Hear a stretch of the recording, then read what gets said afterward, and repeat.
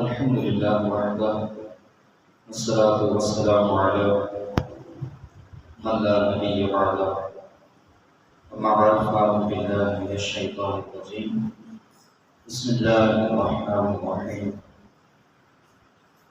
إني وجهت وجهي للذي فطر السماوات والأرض حنيفا وما أنا من المشركين صدق الله مولانا العظيم إن الله وملائكته يصلون على النبي يا أيها الذين آمنوا صلوا عليه وسلموا تسليما محبت کے ساتھ درود و سلام کر لیجیے الصلاۃ والسلام علیک یا سیدی یا رسول اللہ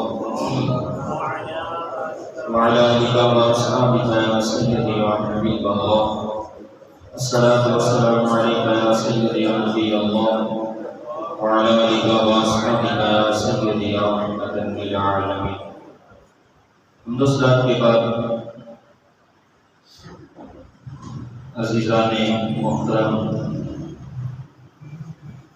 آج عید الاضحیٰ کا دوسرا دن ہے، 11 ذی الحجہ ہے۔ اللہ رب العزت کے فضل اور اس کی توفیق سے اس کی بارگاہ میں ہم حاضر ہیں۔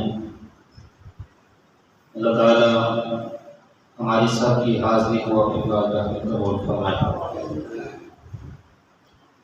سامعین محترم، کچھ لوگوں نے کثیر طرح کے کل جانور اللہ کے نام میں قربان کیے بنیت سنت ابراہیمی علیہ السلام ادا کرنے کے لیے، اور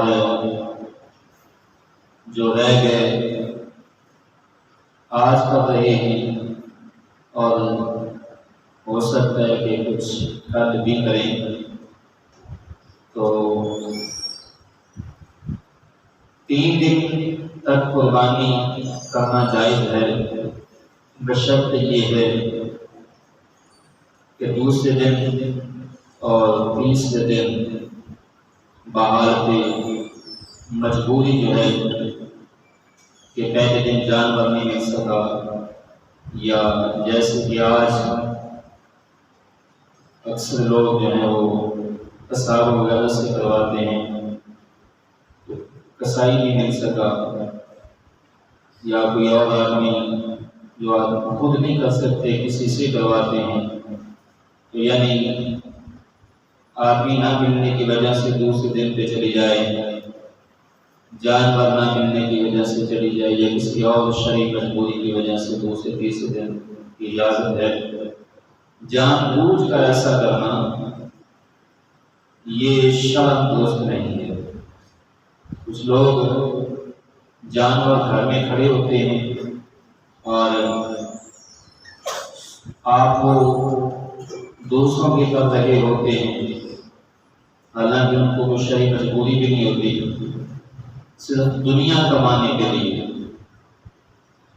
بغرض دنیا دوسروں کے جانور کرتے رہتے ہیں، اور اپنا جانور جو ہے وہ دوسرے دن یا تیسرے دن کرتے ہیں، تو یہ شرعاً پسندیدہ عمل نہیں ہے۔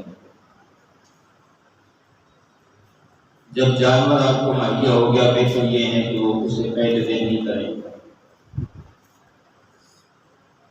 تو آج دوسرا دن ہے۔ آج میں چاہتا ہوں کہ ہم جس نبی کی سنت ہم نے ادا کی ہے، اس نبی کا تذکرہ ہم کچھ کر لیں۔ یہ حضرت ابراہیم علیہ السلام کی سنت ہے، اور رسول اللہ صلی اللہ علیہ وسلم کی بھی سنت ہے۔ ہمارے لیے دونوں انبیاء علیہ السلام کی سنت ہے۔ حضرت ابراہیم علیہ السلام کی پوری زندگی جو ہے وہ قربانیوں میں ہی گزری ہے۔ آپ کی پوری زندگی جو ہے وہ ابتلاء میں، آزمائش میں ہی گزری ہے۔ بچپن سے لے کر وفات تک پوری زندگی آزمائشوں کے اندر ہی بیتی اور مختلف قسم کی آزمائشیں آئیں، لیکن یہ انبیاء کا خاصہ ہوتا ہے کہ انبیاء آنے والی ہر آزمائش میں وہ پورے اترتے ہیں۔ اور حضور صلی اللہ علیہ وسلم کی حدیث بھی ہے کہ جتنا کو اللہ کی بارگاہ میں زیادہ پیارا ہوتا ہے، مقبول ہوتا ہے، اتنی آزمائش بھی اس پر بھاری آتی ہے۔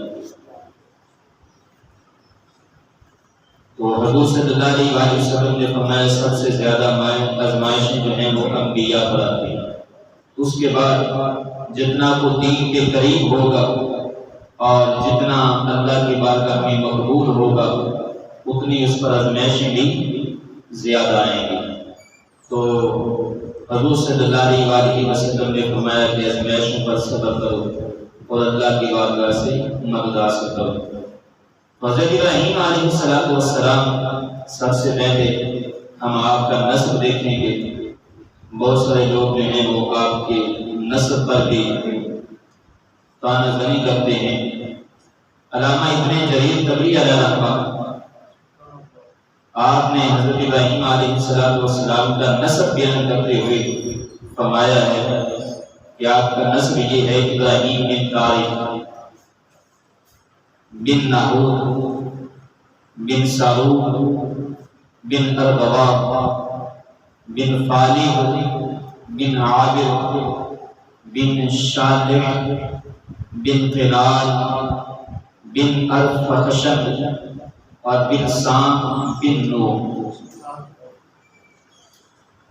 اور حضرت ابن جریر طبری نے علیہ رحمہ انہوں نے حضرت ابراہیم علیہ السلام کے نسب کے اندر آپ کے باپ کا تذکرہ کرتے ہوئے تاریخ لکھا ہے۔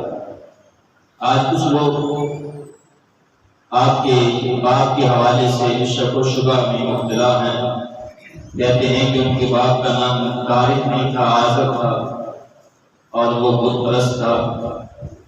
تو یہ بات ذہن میں رکھیں کہ قرآن پاک کے اندر جہاں کہیں حقیقی والدین کا تذکرہ ہوا ہے، جہاں کہیں بھی، تو وہاں ابی کا لفظ نہیں آیا، وہاں والدین کا لفظ آیا ہے۔ قرآن پاک کے اندر جہاں بھی کہیں حقیقی والدین کا تذکرہ آئے گا، رب العالمین نے فرمایا وبالوالدین احسانا، اور سورہ اسراء کے اندر بھی والدین کا تذکرہ موجود ہے، اور بہت سارے مقامات پر بھی سورہ لقمان کے اندر بھی کافی مقامات جہاں حقیقی والدین کا تذکرہ آئے گا وہاں والدین لفظ کے ساتھ آئے گا، جس طرح کہ نماز کی دعا میں آتا ہے ربنا اغفر لی ولوالدی وللمؤمنین یوم یقوم الحساب۔ اور قرآن مجید جو آپ ابراہیم علیہ السلام کے ساتھ آزر کا ذکر آ رہا ہے، وہاں والدین نہیں ہے، وہاں ابی کا لفظ ہے۔ اور ابا جو ہے یہ چچا کے لیے بھی بولا جاتا ہے، تایا کے لیے بھی بولا جاتا ہے، اور دادا کے لیے بھی استعمال ہوتا ہے۔ تو اس لیے ایک موقع پر حضور صلی اللہ علیہ وسلم نے خود اپنے چچا حضرت عباس رضی اللہ عنہ کے متعلق فرمایا تھا کہ میرے باپ حضرت عباس کو بلاؤ۔ اب آپ غور کریں کہ حضور صلی اللہ علیہ وسلم کے باپ کون ہیں؟ حضرت عبداللہ رضی اللہ تعالیٰ عنہ۔ اور حضور صلی اللہ علیہ وسلم نے فرمایا کہ میرے باپ حضرت عباس رضی اللہ عنہ کو بلاؤ۔ تو یعنی حضور صلی اللہ علیہ وسلم کی حدیث سے بھی یہ ثابت ہوا کہ ابی ابا کا لفظ جو ہے یہ چچا کے لیے بھی استعمال ہوتا ہے، اور جب حقیقی والدین کا ذکر آئے گا تو پھر ابی والدین کے ساتھ آئے گا۔ تو اس لیے یہ تو قرآن مجید کے اندر ہے، اور دعات کے اندر بھی حضرت ابراہیم علیہ السلام کے والد کا نام آزر نہیں ہے بلکہ طارق ہے۔ تو بہرحال حضرت ابراہیم علیہ السلام کے مقامی ولایت کے حوالے سے بھی علماء کا اختلاف ہے، مورخین کا۔ بہرحال میں اختلافات کو نظر انداز کرتے ہوئے حضرت ابراہیم علیہ السلام بابل کے شہر میں پیدا ہوئے۔ مختصر کر کے آگے چلتا ہوں۔ اور بابل کا شہر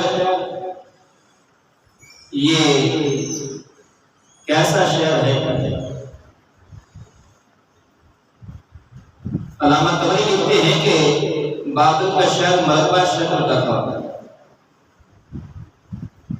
اور اس کے ارد گرد جو فصیل تھی، فاصلہ تھا، اس کی گہرائی 80 میل تھی۔ کتنی؟ 80 میل، 80 میٹر نہیں، 80 میل۔ اور فرماتے ہیں کہ جو 200 ہاتھ اونچی تھی اور جس کی چوڑائی 50 ہاتھ تھی، اور وہ تمام اینٹوں اور کلی کا بنا ہوا تھا۔ چوڑائی 50 ہاتھ تھی، اونچائی 200 ہاتھ تھی، اور ایک ہاتھ 1.5 فٹ کا ہوتا ہے، اور چوڑائی اس کی 50 ہاتھ تھی، اور 80 میل اس کی فصیل تھی، یعنی گہرائی کے اندر۔ آپ فرماتے ہیں کہ اس میں تانبے کے بنے ہوئے 100 دروازے تھے، اور اس کے اوپر پہرے دار جو ہیں وہ پہرا دیتے تھے دن رات، اور ان کی رہائشیں تھیں اوپر جو ساری رات جاگ کر پہرا دیتے تھے۔ اب اس بات سے اور یہی نہیں بلکہ آپ نے فرمایا کہ اس کے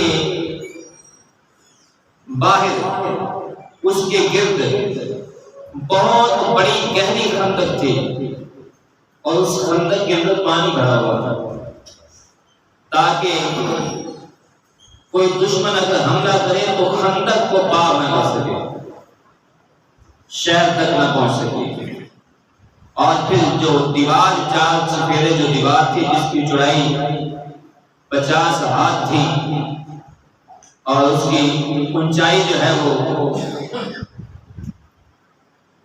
وہ 200 ہاتھ تھی۔ اب اندازہ لگائیں کہ اتنی قوی اور اتنی مضبوط دیوار تھی، اس سے اندازہ ہوتا ہے کہ اس وقت جو ہے وہ بابل شہر کا جو بادشاہ تھا، حاکم تھا، باقی کچھ علاقوں کے ساتھ اس کا جو ہے وہ جنگی معاملات کتنے تھے۔ تو آپ فرماتے ہیں کہ بابل شہر کا جو بادشاہ تھا وہ مشرکانہ عقیدہ رکھتا تھا، مشرک تھا، اور مشرک کہتے ہیں شرک کرنے والے کو۔ اس کی رایا بھی مشرک تھی، اور بادشاہ اس کی رایا سب بت پرست تھے، بتوں کی پوجا کرنے والے تھے۔ اللہ رب العزت نے اس ماحول کے اندر حضرت ابراہیم علیہ السلام کو پیدا کیا۔ آج میں اختصار کے ساتھ عرض کروں گا،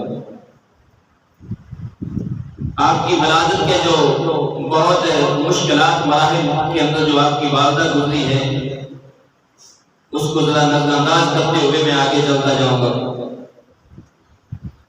حضرت ابراہیم علیہ السلام اس دور میں پیدا ہوئے، اور جس دور میں حضرت ابراہیم علیہ السلام نے آنکھ کھولی، بت پرستی کا دور ہے، مشرکانہ دور ہے، لوگ آگ کو پوجنے والے ہیں، سورج کو پوجنے والے ہیں، چاند ستاروں کو پوجنے والے ہیں، اپنے بنے ہوئے تراشے ہوئے ہاتھوں سے جو بت ہیں ان کو پوجنے والے ہیں، اور مختلف قسم کے لوگوں کے عقائد تھے۔ اور جو اس ملک کا بادشاہ تھا شہر بابل کا، وہ خود اپنے آپ کو خدا کہلواتا تھا اور سجدہ کرواتا تھا۔ اب حضرت ابراہیم علیہ السلام نے جب آنکھ کھولی تو رات کا وقت تھا جب آپ کو آپ کی والدہ غار سے باہر لے کر آئیں۔ مختلف عمر لکھی ہے مورخین نے اس وقت، بعض نے 16 سال لکھی ہے، بعض نے 13 سال لکھی ہے، جب آپ غار سے باہر آئے بلاد الغار میں ہوئی۔ سب سے پہلے حضرت ابراہیم علیہ السلام نے ستارہ دیکھا آسمان پر، تو حضرت ابراہیم علیہ السلام نے غور کیا کہ یہ جو ستارہ آسمان پر چمک رہا ہے، اپنے دل سے میں خیال کرتے ہوئے انہوں نے اپنے دل سے پوچھا کہ یہ میرا خدا ہو سکتا ہے۔ لیکن جب وہ ڈوب گیا تو آپ نے فوری اعلان کیا جو ڈوب جائے وہ خدا نہیں۔ اور پھر ستارے کے بعد چاند نکلا چمکتا ہوگا جس نے پوری زمین کو روشن کیا۔ آپ نے چاند کی طرف دیکھا تو کہنے لگے کہ یہ اس سے بڑا ہے، اس کی روشنی بھی زیادہ ہے، یہ خدا ہو سکتا ہے۔ لیکن جب وہ بھی ڈوب گیا تو آپ نے پھر اعلان فرمایا کہ جو طلوع ہونے کے بعد دوبارہ غائب ہو جائے وہ خدا نہیں ہو سکتا۔ اب صبح ہوئی، سورج طلوع ہوا، یہ سورہ انعام کے اندر پورا نقشہ موجود ہے۔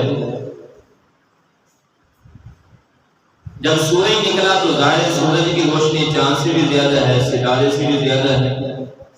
جب وہ اپنی آنکھوں تاب کے ساتھ چمکا تو حضرت ابراہیم علیہ السلام نے فرمایا کہ یہ دونوں سے بڑا ہے، اس کی روشنی دونوں سے زیادہ ہے، لہذا یہ خدا ہو سکتا ہے۔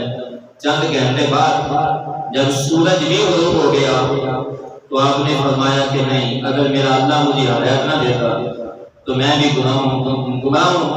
گناہی کرنے والوں کے ساتھ ہو جاتا، یعنی گناہوں میں سے ہو جاتا۔ تو اللہ تعالیٰ نے مجھے ہدایت پر قائم رکھا، اللہ نے میری حفاظت فرمائی۔ تو آپ نے فرمایا میری قوم جو ڈوب جائے، جو طلوع ہونے کے بعد دوبارہ غروب ہو جائے، وہ خدا نہیں ہو سکتا۔ یہ کالی ضرب تھی جو حضرت ابراہیم علیہ السلام نے سب سے پہلے اپنی قوم کے نظریات پر لگائی۔ اب ظاہر ہے کہ کسی علاقے میں قوم کا نظریہ ہو، کوئی آدمی جو ہے وہ وہاں جو ہے وہ اس قوم کے نظریے پر، باطل نظریے پر چوٹ لگا دے، ضرب لگا دے، تو ظاہر ہے کہ وہ قوم پھولوں کے ہاتھ نہیں ڈالتی، وہ قوم ہاتھ پاؤں تو نہیں چومتی۔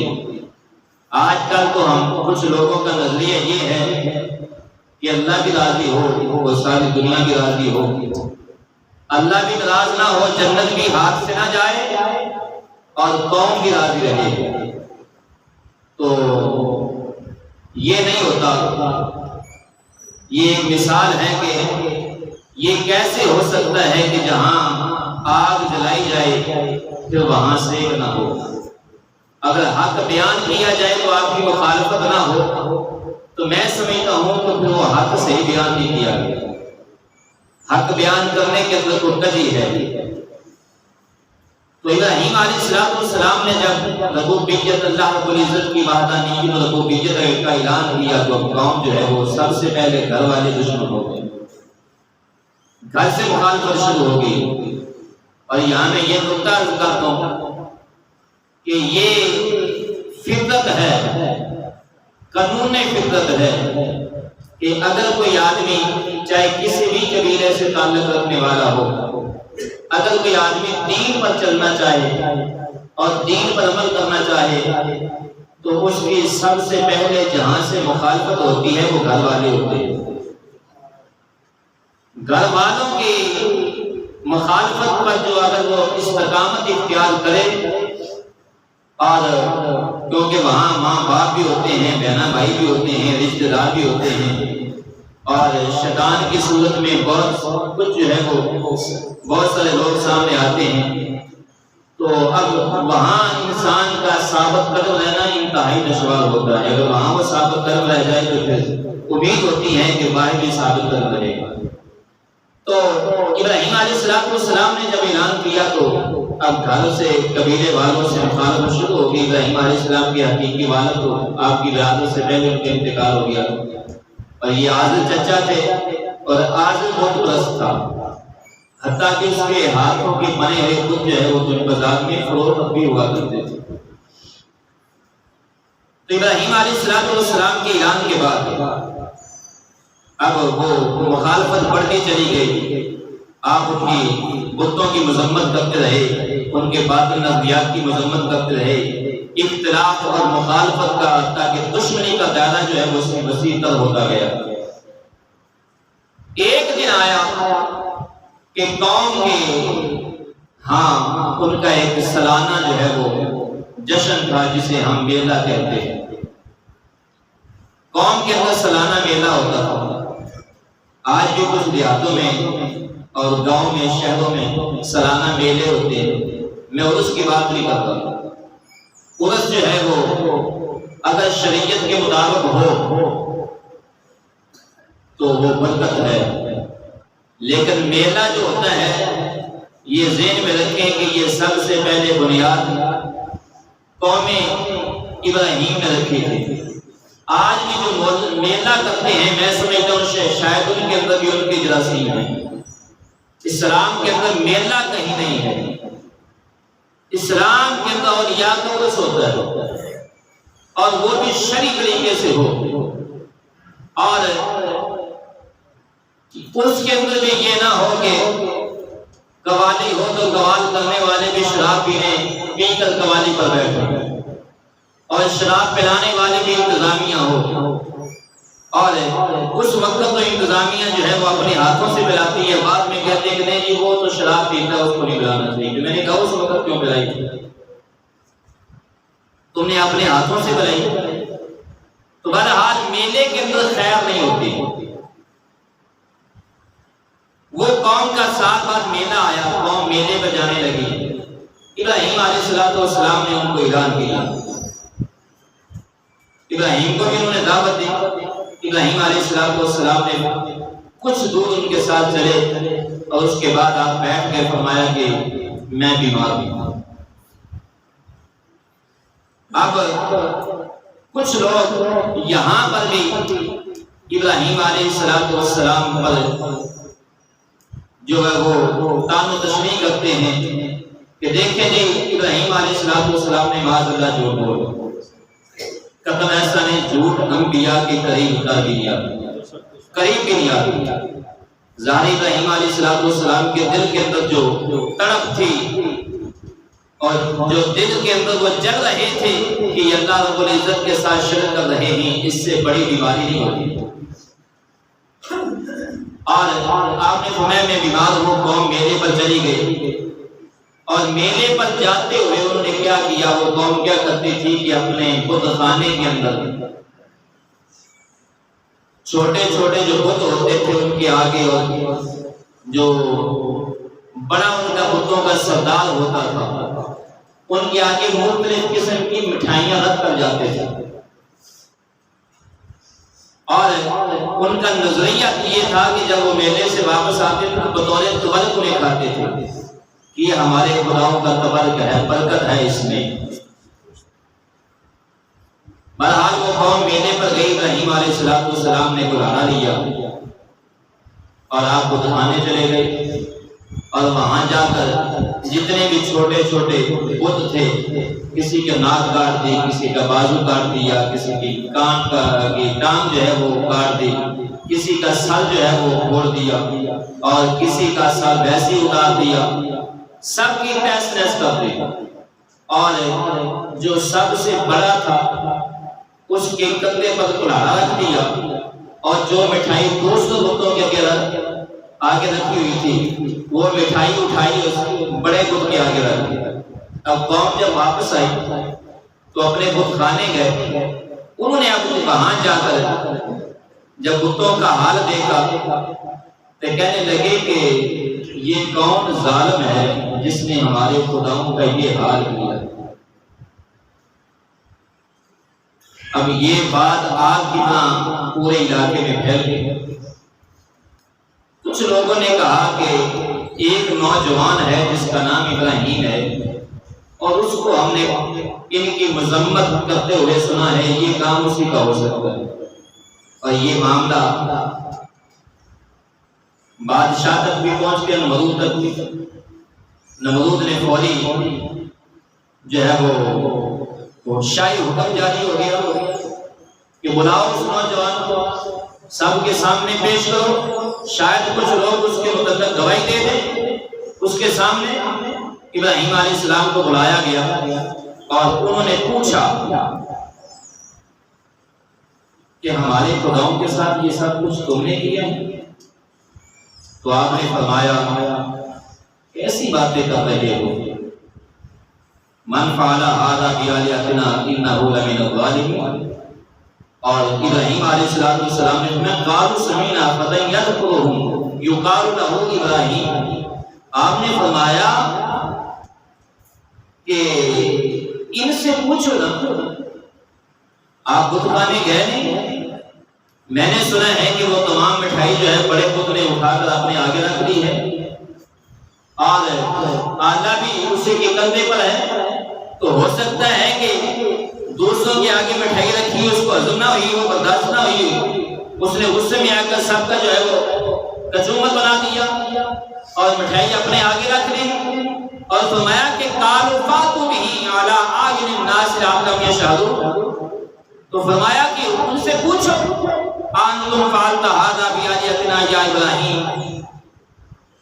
تو کہنے لگے، پہلے تو کچھ دیر خاموش ہو گئے، مبہوت ہوئے، پھر کچھ لوگ بولے اے ابراہیم تم جانتے ہو، تم تو جانتے ہو کہ وہ بولتے نہیں، وہ سنتے نہیں، ان سے کیسے پوچھیں؟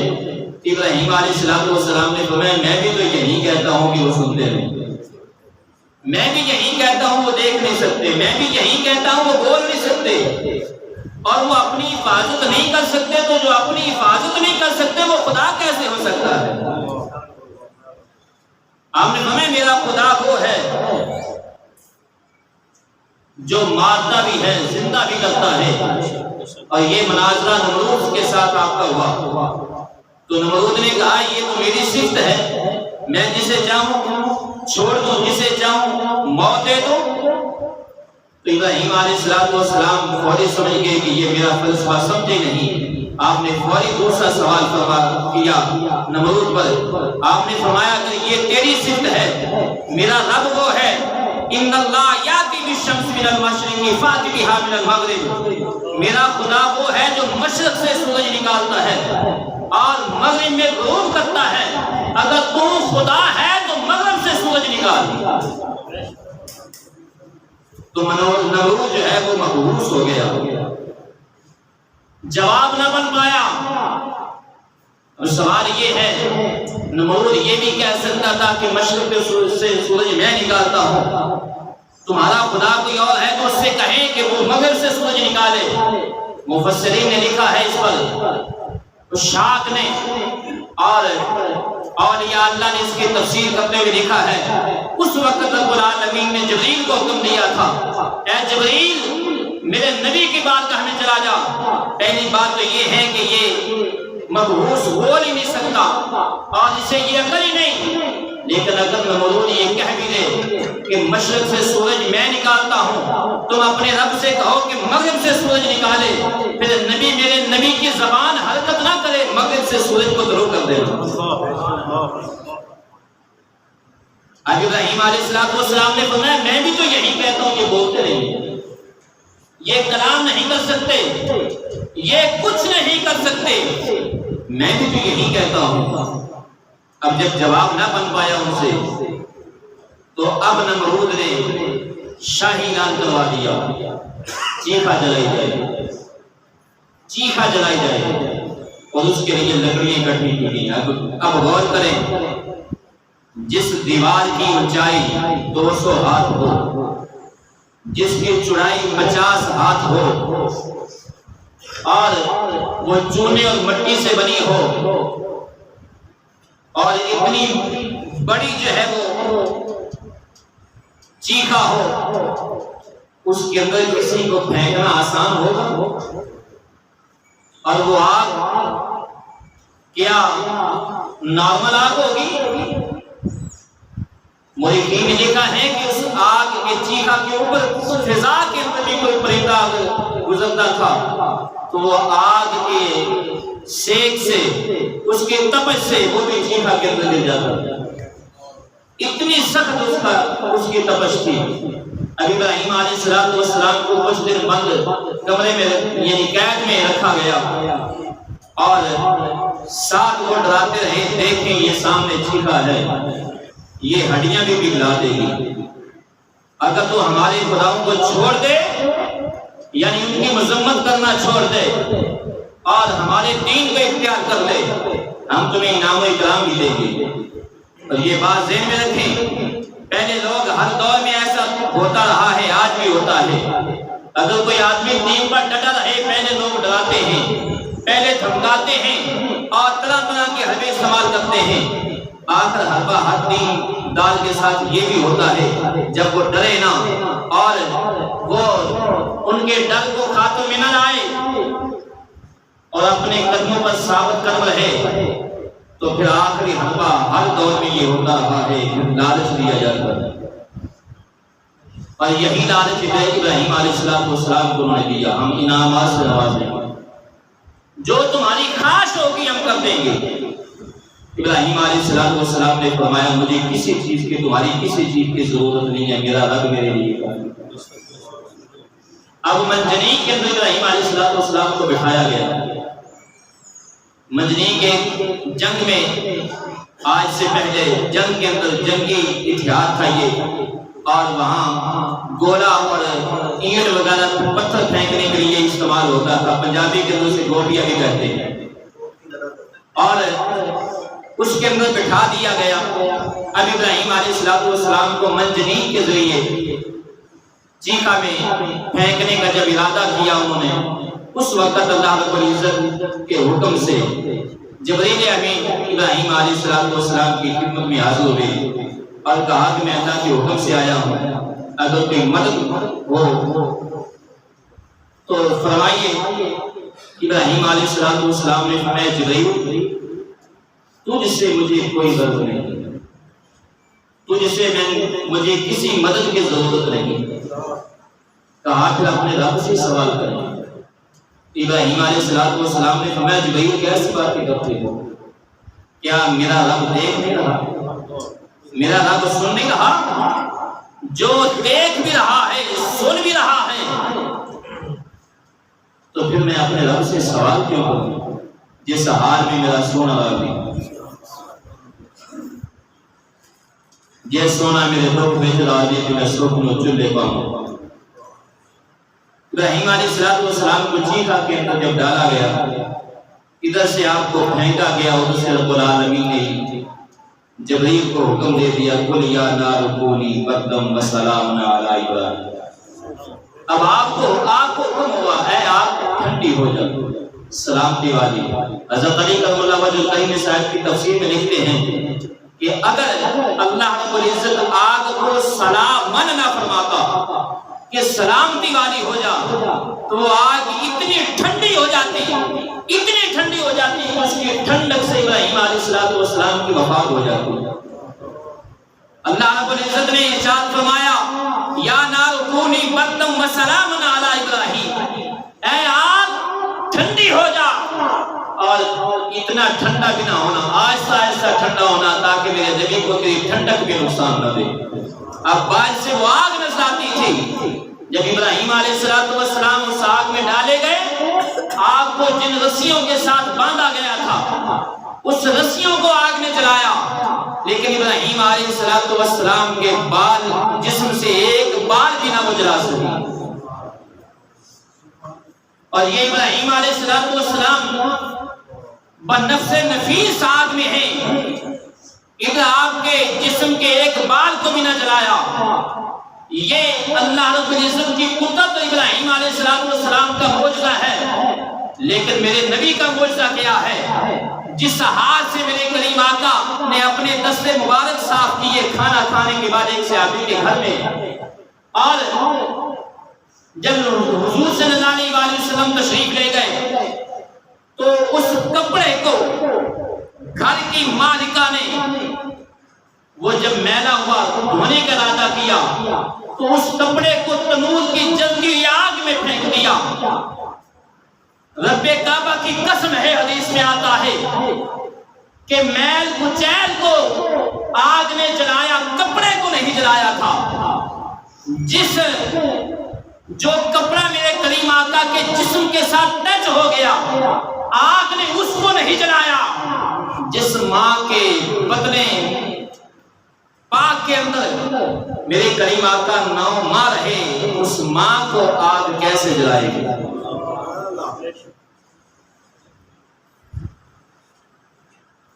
یہ دلیل ہے ان لوگوں کے لیے جو کہتے ہیں ابراہیم حضور صلی اللہ علیہ وسلم کے ماں باپ معاذ اللہ سما معاذ اللہ کافر تھے۔ میں کہتا ہوں ہوش کے ناخن لو، جس نبی کے صدقے تمہیں ایمان ملا ہے، جس نبی کے صدقے تمہاری نجات ہوگی، تو کلمہ پڑھ کے صرف اس نبی کا تو جنت میں جائے، تو جس ماں نے 9 ماہ اپنے پیٹ میں اٹھایا کہ وہ جہنم میں جائے گی؟ خدا جب دین لیتا ہے عقل بھی چھین لیتا ہے۔ اب ابراہیم علیہ السلام چیخا میں تشریف لے گئے، بعد سے آگ نظر آتی تھی اور اندر سے وہ ایسے تھے جیسے گلاب کے پھول ہیں۔ اب کچھ دن بعد نمرود نے چاہا کہ میں دیکھوں اندر حال کیا ہے، بلندی پر چڑھا، آگ کے اندر دیکھا، ابراہیم علیہ السلام ایک باغ میں تشریف فرما ہے، گلزار کے اندر، اور ساتھ ایک آپ کی شکل کا آدمی آپ کے پاس بیٹھا ہے اور ارد گرد آگ جل رہی ہے۔ نمرود نے آواز دی، نمرود نے آواز لگائی، اے ابراہیم، سوچا کہ شاید درمیان میں آگ نہ ہو، باہر آگ جل رہی ہے اور اس لیے ان کو نقصان نہیں ہوا۔ کہا ابراہیم تم آگ سے باہر آ سکتے ہو؟ آپ نے فرمایا کیوں نہیں آ سکتا؟ تو فرمایا نکل آؤ۔ اس کے دل میں خیال تھا جب آگ سے نکلیں گے جل جائیں گے۔ ابراہیم علیہ السلام خراما آگ سے باہر تشریف لے آئے، لیکن اتنا بڑا معجزہ دیکھ کر نمرود پھر بھی ایمان نہیں لایا۔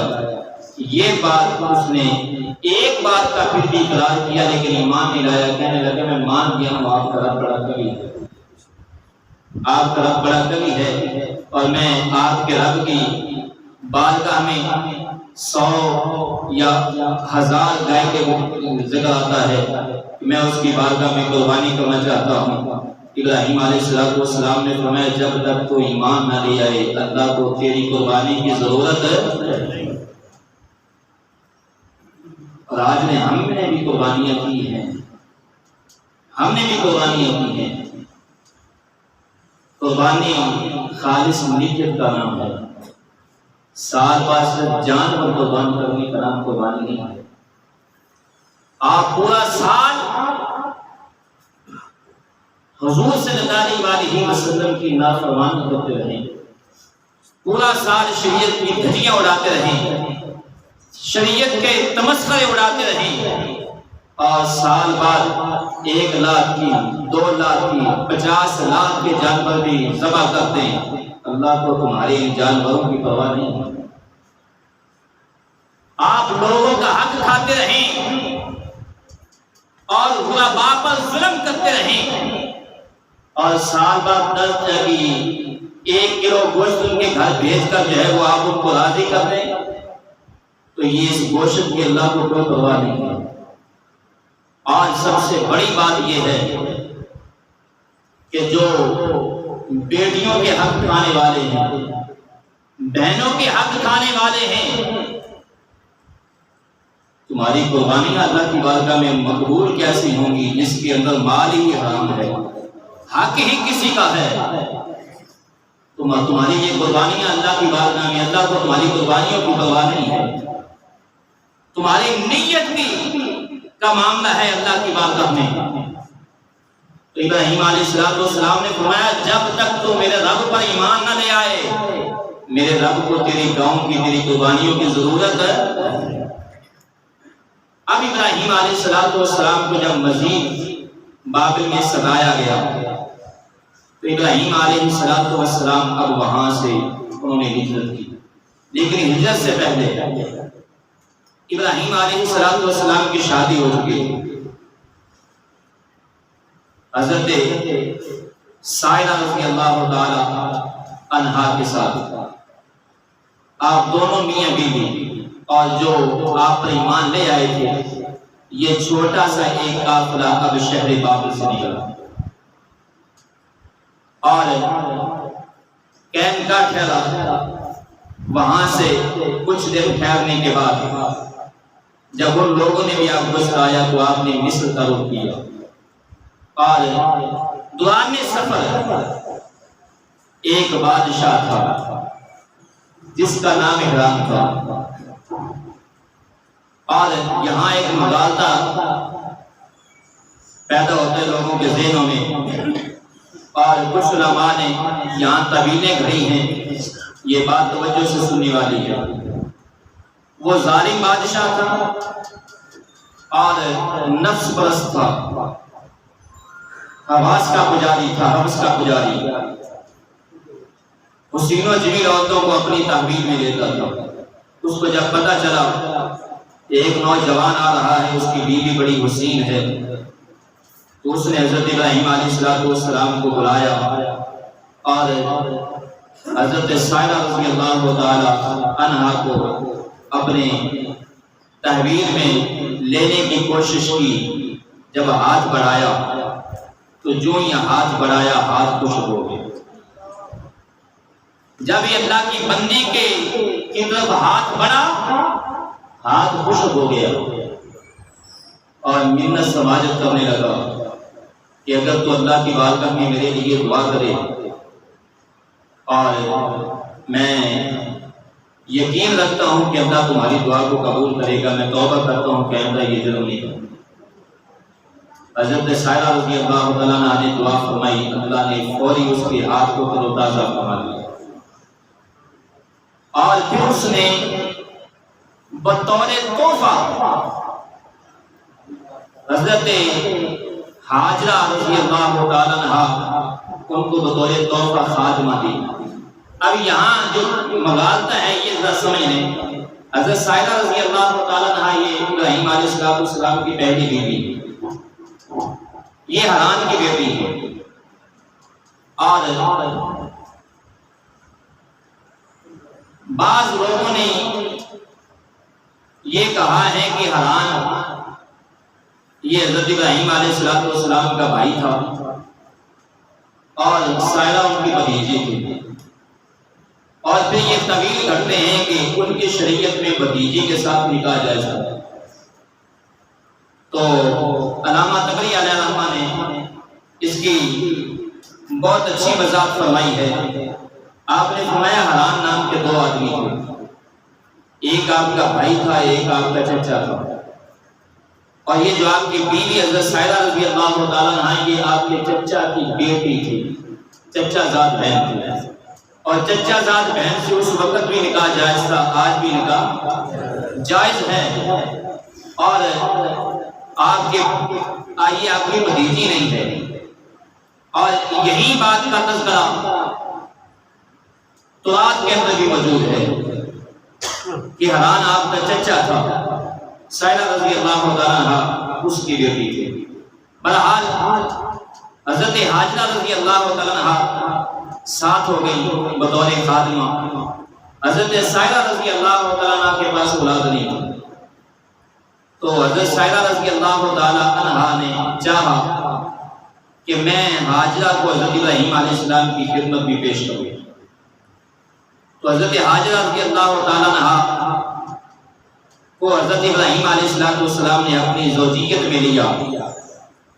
شان قدرت یہ ہے کہ ابراہیم علیہ السلام کی حضرت حاجرہ رضی اللہ تعالیٰ عنہ کے جو ہے نا وہ حضرت حاجرہ رضی اللہ کے بدن سے حضرت اسماعیل علیہ السلام کی ولادت ہوئی، اور یہ فطرت کا تقاضا ہے، چاہے آج کا دور ہو، چاہے ابراہیم علیہ السلام کا دور ہو، سوکن ہی ہوتی ہے، برداشت نہیں ہوتی۔ اب حسد پیدا ہو گیا اور انہوں نے کہا کہ ان کو کہیں دور چھوڑائیں، تو لہٰذا ابراہیم علیہ السلام نے حضرت حاجرہ رضی اللہ تعالیٰ عنہا اور حضرت اسماعیل علیہ السلام کو شہر مکہ، وادی مکہ میں چھوڑا، صفا مروہ کے قریب، اور اس کے بعد یہ شام کے قریب ایک علاقہ تھا، اس قوم جو ہے وہ علاقے کے اس گاؤں کے قوم جب اللہ تعالیٰ کی نافرمانی سے آگے بڑھ گئی تو اللہ رب العزت نے جب اس بستی والوں پر عذاب مسلط کرنا چاہا تو جس فرشتے کو اس قوم کو عذاب کے لیے دینے کے لیے بھیجا تھا وہ فرشتہ پہلے ابراہیم علیہ السلام کے پاس حاضر ہوا اور سلام عرض کیا، اور اسی فرشتے نے حضرت ابراہیم علیہ السلام کو حضرت اسحاق علیہ السلام کی خوشخبری دی، اور اس وقت حضرت سائرہ رضی اللہ عنہا کی عمر 80 سال تھی اور حضرت ابراہیم علیہ السلام کی عمر 120 سال تھی جب حضرت اسحاق علیہ السلام کی ولادت کی خوشخبری ہوئی، بیٹے کی خوشخبری۔ اب یہ میں نے اس لیے وضاحت کی ہے کہ آج بھی نصارہ کا عقیدہ یہ ہے، یعنی عیسائیوں کا، وہ کہتے ہیں کہ ذبیح اللہ حضرت اسماعیل نہیں ہے، حضرت اسحاق علیہ السلام ہے، جبکہ قرآن کے اندر بھی ذبیح اللہ حضرت اسماعیل علیہ السلام کو لکھا گیا ہے اور قرآن بھی اس کا گواہ ہے۔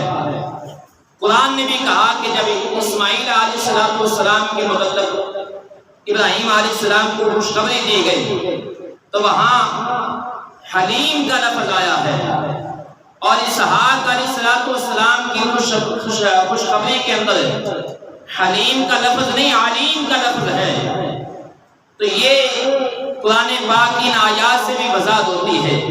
اور پھر جب ابراہیم علیہ السلام کو حضرت اسماعیل علیہ السلام کی خوشخبری دی گئی تو اس کے ساتھ حلیم کا تذکرہ تو ہے، علیم کے ساتھ حلیم کا بھی، لیکن اسحاق علیہ السلام کے بارے میں جب خوشخبری دی گئی تو وہ اکیلے کی نہیں تھی، بلکہ فرمایا کہ اللہ تمہیں بیٹا دے گا اور اس بیٹے سے تمہیں پوتا بھی دے گا جس کا نام یعقوب ہوگا۔ تو بہرحال ابراہیم علیہ السلام نے جب اپنے بیٹے اور اپنی بیوی کو وادی مکہ میں چھوڑا تو اب وہاں سے جب پلٹنے لگے، برداشت کر کے بیٹھی، گھڑی میرے سامنے بھی لگی ہوئی، چھٹی کا دن ہے، میں چاہتا ہوں کہ اس واقعہ کو منزل مقصود تک پہنچاؤں۔ اور ابراہیم علیہ السلام جب چھوڑ کر واپس آنے لگے تو آپ کی بیوی نے پوچھا ہمیں کن کے سہارے چھوڑ کر جا رہے ہو؟ ابراہیم علیہ السلام نے فرمایا کہ اللہ کے سپرد کر کے جا رہا ہوں۔ اب وہ آج کی بیوی نہیں تھی، آج کل کی عورتوں کی عورت نہیں تھی، نبی کی بیوی تھی، تو انہوں نے فوراً کہا کہ اگر آپ نے ہمیں اللہ کے سپرد کر دیا ہے تو پھر ہمیں یقین ہے اللہ ہمیں ضائع نہیں کرے گا۔ اب ان کے پاس جو کھانا تھا، توشہ تھا، خوراک تھی، وہ چند دن کی تھی، ایک مشکیزہ پانی تھا، ستو تھے اور کچھ کھجوریں تھے، چند دن کے بعد وہ ختم ہو گئے۔ اب جب ختم ہو گئے پھر چند دن اور گزرے تو پیاس اور بھوک کی وجہ سے ماں کے پستان میں دودھ بھی خشک ہو گئی۔ اب بچہ جو ہے وہ پیاس سے تڑپنے لگا۔ ماں باپ سب کچھ برداشت کر سکتا ہے، اولاد کی تکلیف کو برداشت نہیں کر سکتا۔ اولاد چاہے کتنے ہی نافرمان کیوں نہ ہو، ماں باپ اولاد کی تکلیف کو برداشت کرا، یہ تو حلیم ہیں، یہ اسماعیل علیہ السلام اللہ کے نبی ہیں اور بردبار ہیں۔ اب ماں اپنے بیٹے کے پیاس میں جب بے چین ہوئی تو ارد گرد جو ہے وہ تلاش کرنے کے بعد آپ صفا پر چڑھی، پہاڑی پر۔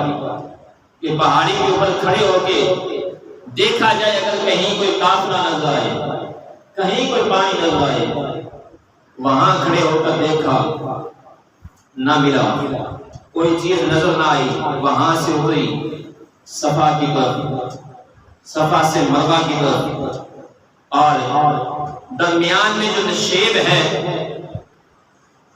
وہ جگہ جو ہے وہ کچھ نیچے ہے، وہاں سے آپ دوڑی۔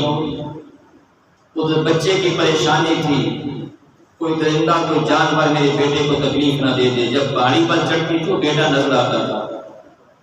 صفا سے مروہ، مروہ سے صفا، صفا سے مروہ، 7 چکر لگائے۔ 7ویں بار جب آپ صفا پر چڑھی تو جہاں بیٹا تھا وہاں پانی نظر آیا، فوراً دوڑ کر گئی اور اس پانی کے ارد گرد جو ہے بنی بنائی اور اسے کہا اے زمزم ٹھہر جا۔ حضور صلی اللہ علیہ وسلم نے یہاں یہ فرمایا ہے اللہ حضرت سائلہ پر رحم فرمائے، اگر وہ اس پانی کو زمزم نہ کہتی تو میرے کریم آقا نے فرمایا وہ پانی پوری دنیا کو اپنی لپیٹ میں لے لے۔ اللہ ان پر رحم فرمائے اور اس پانی کے ارد گرد بنی بنا دی۔ اب وہاں آپ رہنے لگے۔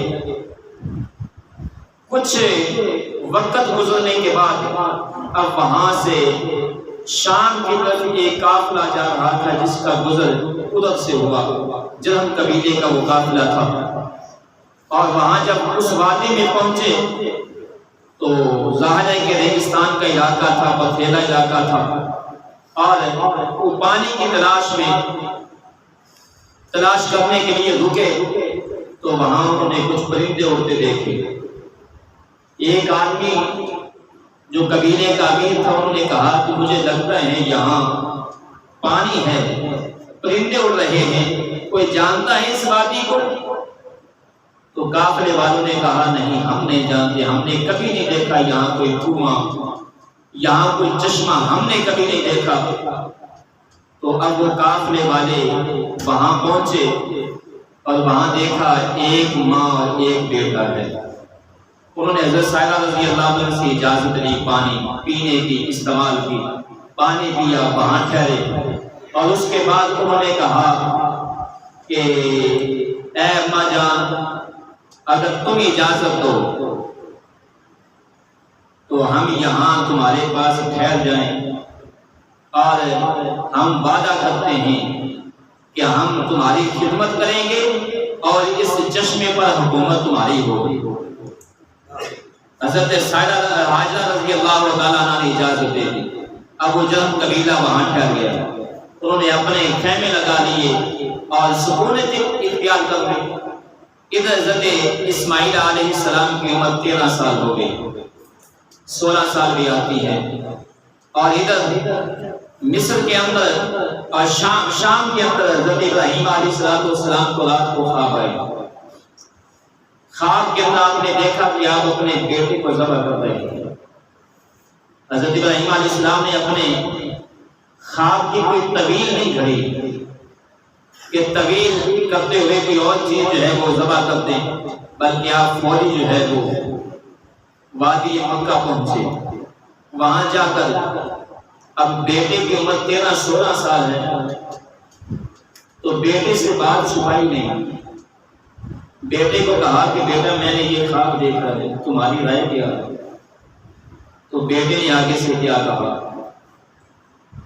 ابا جان جو آپ کو خواب آئی ہے آپ پورا کریں، انشاءاللہ آپ دیکھیں گے اللہ مجھے صبر دے گا، آپ مجھے صابر پائیں گے، صبر کرنے والوں میں پائیں گے، آپ اپنا خواب پورا کریں۔